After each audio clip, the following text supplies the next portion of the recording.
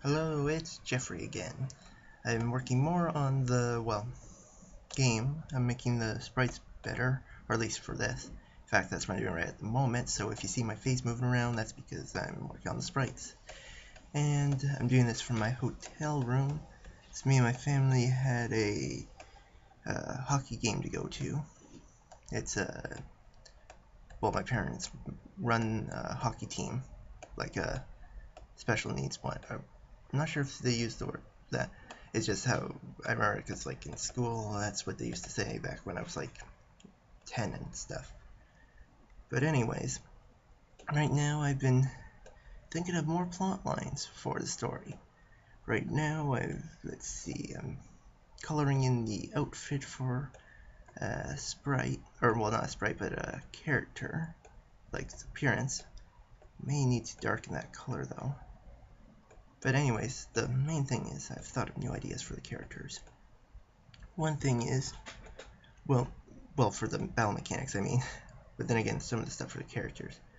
Like, the battle idea is, like, you know how in certain games, bosses can take extra turns? I was thinking of how to get that to work on RPG Maker, and I figured a way.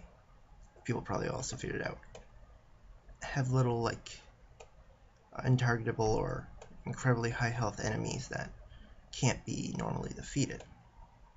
So pretty much, then you have like a mechanic that when the enemy takes to a certain amount of, like, it's down to a certain amount of health, you inflict substantial damage to one of those extras, and then the extras get removed, thus reducing the amount of turns the opponent gets.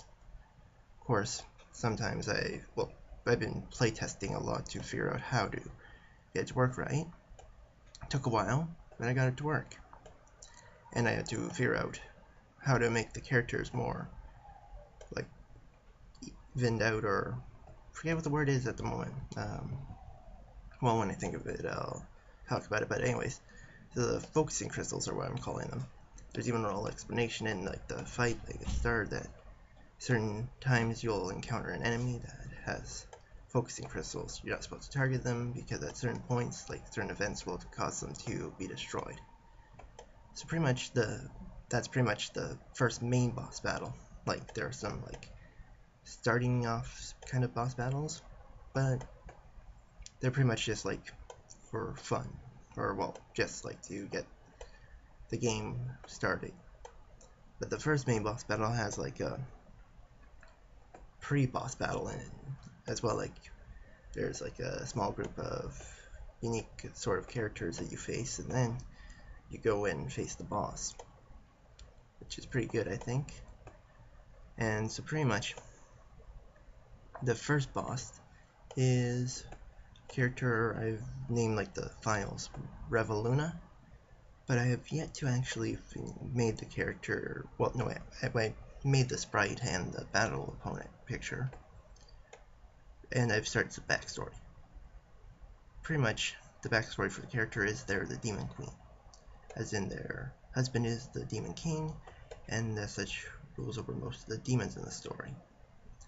However, the Demon Queen is an antagonist, but the Demon King is like neutral. So pretty much, main characters end up having to face her. Of course, it's one of those recurring enemies, so the person does, however, escape. But that just allows for more plot ideas. And anyways, the character I'm working on right now, I'm naming him Krasker. He's supposed to be a character from my character's past who ends up encountering my character, and as such, they unite, or thinking they might unite at a point, but making how to get that to work. Like, how is Krasker going to be an important character? So right now, I've been working on the characters, drawings mainly, but I've also worked on how to get character switches to work. At first it was pretty difficult. At one point there was even a part where I had not figured it out, and I've actually, whenever the characters were switched, the character that's going back into the group would be at the level they start the game as. However, I figured it out, and now they retain their level. I also figured out that only one negative stat can be applied at a time. So, well, now that I know that, I've been able to pretty much get the characters pretty well off. Like, I've had to change up how their effects work, because, like, each of the characters that's playable have their own special weapon, which sounds great in theory, but when I realized that like having multiple stat effects was great in theory, but I found out that it doesn't work that well. So pretty much I've revamped that. Now either apply one effect or none at all, and the chance for an effect to occur or to have an effect is higher with the higher tiers of those weapons. So pretty much I made, like, the game regularly has 4 tiers if I'm right, which is like bronze, iron, steel, and mithril, I think. I don't know at the very moment what they are, but that's pretty much the regular tiers. However, since each of these weapons for the characters are, like, unique, they have their own titles. And as such, I've, however, done my best to keep them even out.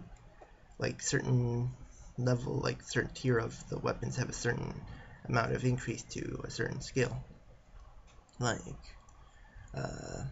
Sonica's violin weapon, it gives, like, first level 18 to intelligence, or, well, first tier to, it gives 18 intelligence. Next tier, 42, I believe, and then 84, then 124, and then 144. For certain characters that weapons actually give multiple stat increases, it's divided up. Of course, not all of the stats are, like, divided evenly. Certain stats are more important for the character, I think, and as such, they get more of the skill points. And, well, pretty much, I've only figured out 5 of the main characters, which the character switch thing was, I realized I needed to figure it out when I made the 5th character. I'm pretty sure I haven't mentioned the 5th character, but pretty much the character is named Zera.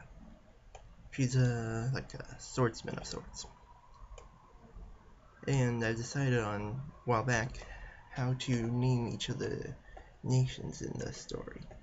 Like, for my character, he's from, let's see, it's pretty much a, like, word scholar, but changed to, I think it was Chakalar, like, instead of S, it's a J.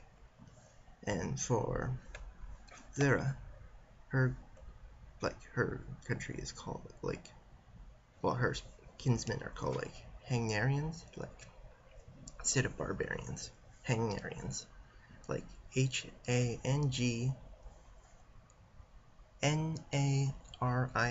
If I'm right, that's how I'm gonna spell it. Pretty much, where the Chakarians focus on magic, the Hangarians focus on swordsmanship, and both groups tend to dislike the opposite group's status, or, well, like, favoritism of skills, which would make pretty good sense. Like, some of the reasons why they would like it, they're kind of like in a Cold War kind of state. They want peace, but they're also gathering up defenses. Pretty much, the certain characters have different views on the peace between the two, and then there's also a few other nations that have their own focuses, like a stealth nation that sort of works, like, between the two groups, you know, like a middle ground, that, like, a group that will work for either side. It's pretty much what they would be like. I haven't thought of the name yet. It'd be something possibly near, like, the word ninja or stealth or thief, one of those. But pretty much they'd be like a spy kind of nation that just stay in the background usually. I might even make one of those kind of people one of the main characters, or have a recurring role. So pretty much, I've also been, well, doing other stuff like playing games and stuff, but mainly working on the art. Like, of course, I'm repurposing sprites and that from the actual like stuff, like from RPG Maker, but still takes up quite a few hours to complete.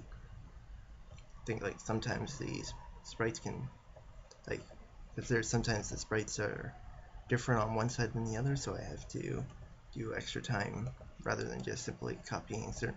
Well, I can actually sometimes find a sprite that can be done that easily. And right now I'm coloring in a cleric skin. I've changed up the coloring, I've added some stuff to it. I've removed the original weapon the cleric was holding and replaced it with like a flower kind of weapon. Sort of like a mana focus or something. Like it increases the magical power of its wielder, but requires like, but only when it blooms.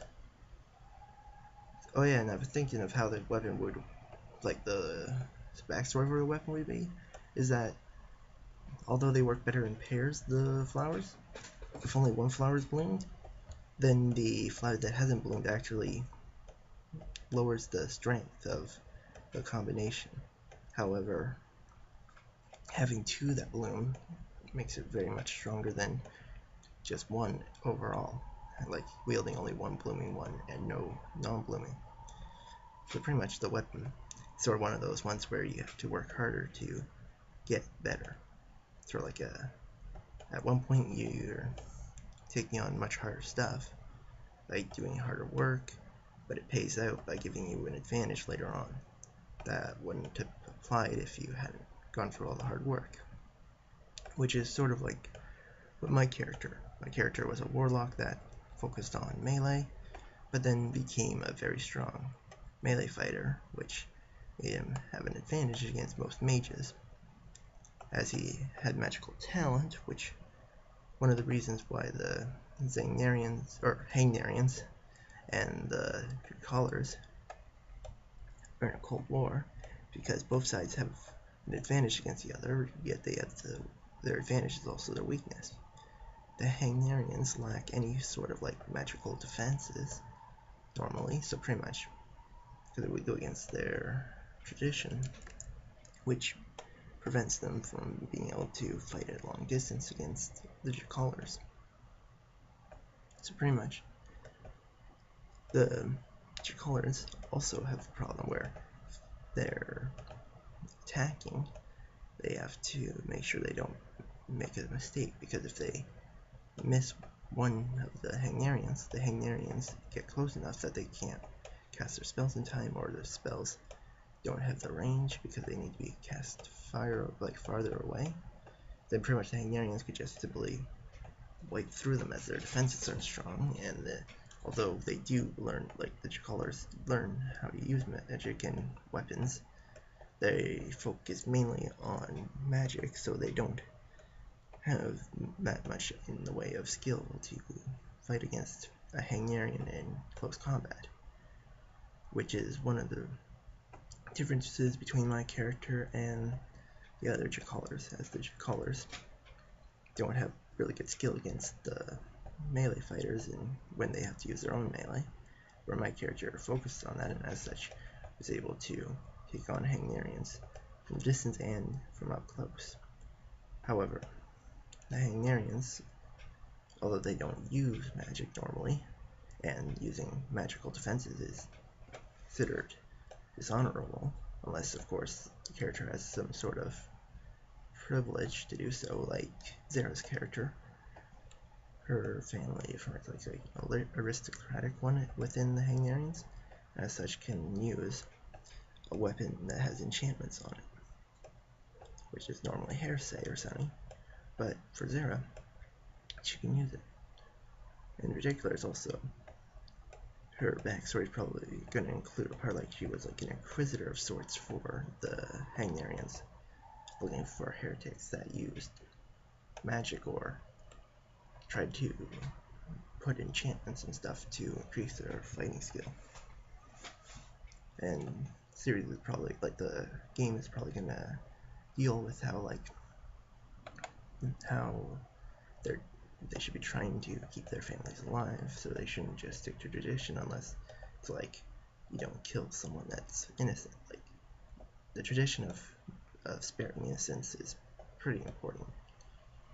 So I think that would probably be something that shouldn't be thrown out. But pretty much the can also be, well, action of course, I hope. The better I get at practicing, the better I'll get at making cutscenes and stuff. And, well, as I look at the time, it's been a little over 15 minutes since I started recording. And, well, I'm thinking I'll do a few more minutes of commentary, or chatting. I'm not sure which is which at the moment. But so pretty much, the main character, which is my character, but pretty much, he, along with his allies, is going to probably have some influence in the events of the Cold War between the Hagnarians and the Callers, as who doesn't like political strife? It worked for Skyrim, I think. Although at the time I wasn't aware of how to do the peace meeting. And I wasn't entirely aware of the motives of, what's his name, the leader of the Stormcloaks, I think that was the name of the group. But anyway, there might actually be like multiple ending kind of things, or at least little changes that happen if certain things are done. Not sure. I think for the first one, I might want to have like a linear story, because if I do like a sequel just for fun, or in case people actually like the original, then I think it should have a linear sort of way. And I haven't been able to figure out how to use how to make a horror game using RPG Maker. Apparently, I did check on YouTube, but it was for a different version, so I decided not to check that video out, because actually there were some features that weren't in this one. But so pretty much, the themes for the game are probably going to be like what exactly passes for honor when it comes to protecting the people you care about, and if the characters are truly sane. Like my character is at times quite crazy in behavior. Like one part is that he's a character that likes to fight, mainly because he likes the excitement of using new magic, and even though he chose Scythe for a long time, he does, however, want to have, he did at the time when he didn't know magic, he still wanted to use it. He just had to prioritize his decision to do something tedious because he liked Scythe, and ignore the calling for magic. And, well, he proves himself to be quite he's much more of a free thinker than most of his fellow Callers. But it seems to be times his craziness or his desire to fight may be taken as he's more like a violent character, but he has morals, quite a few.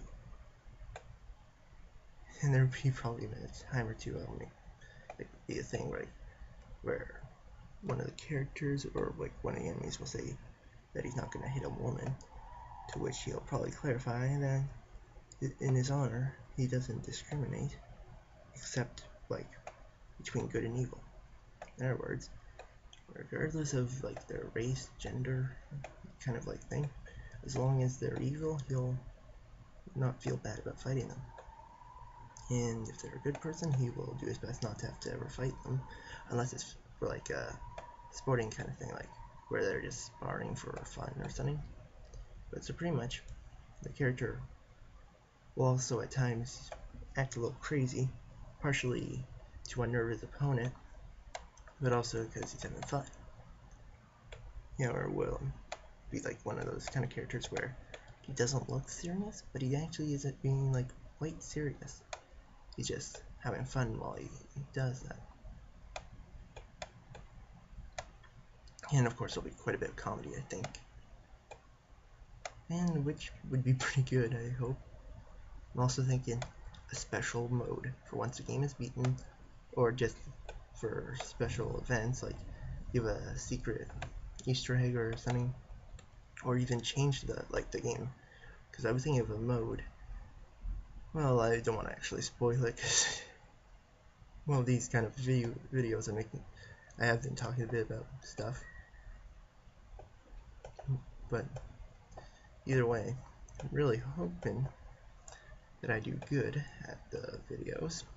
The character's coming along pretty well, considering this is the first game I've made, or well, the artwork I've worked on.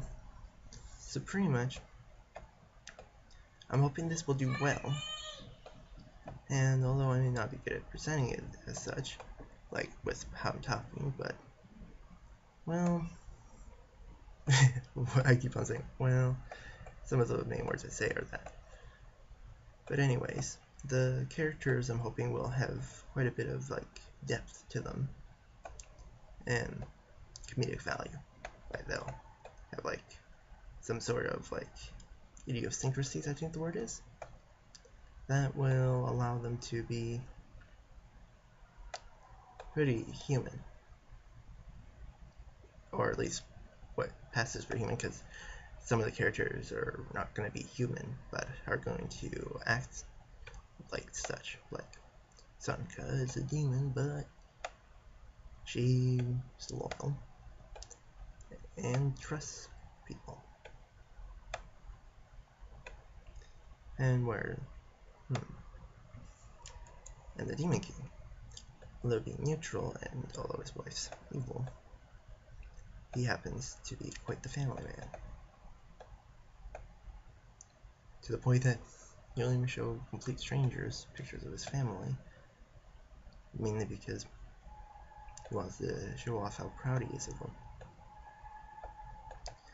And then there's the oh, and then there's Puppy, as his character isn't exactly human. Well, actually, he's not human, except for like his personality is. Well, is it really easy to define any personality as human? Because pretty much, you only like on Earth, people only know humans have personalities, and dogs have personalities, and cats, but they all sort of have like pretty much the personalities could go under any group. A cat that doesn't like to get water on it. There are people with hydrophobia.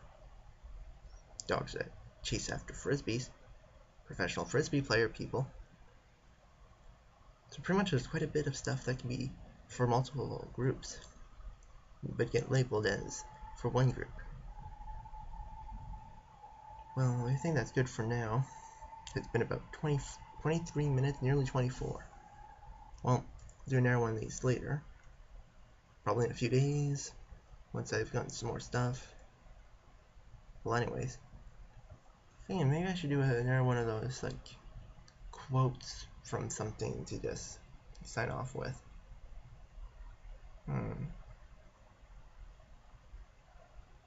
Not sure.